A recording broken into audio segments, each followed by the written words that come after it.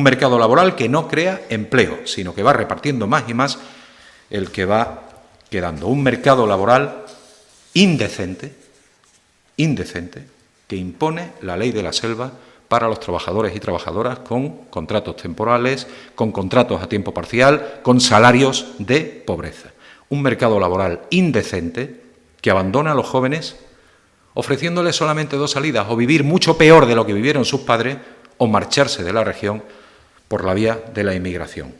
Un mercado laboral indecente que abandona a la miseria a las personas desempleadas. Ese es el mercado laboral del señor Monago para Extremadura. Insisto, un mercado laboral en el que la recuperación no es posible.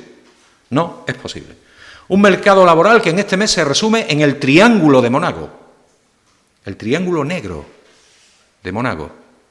61.000 personas sin cobertura, 3.300 parados más y 4.000 personas menos afiliadas a la Seguridad Social. El tiempo se acaba para el señor Monago en Extremadura.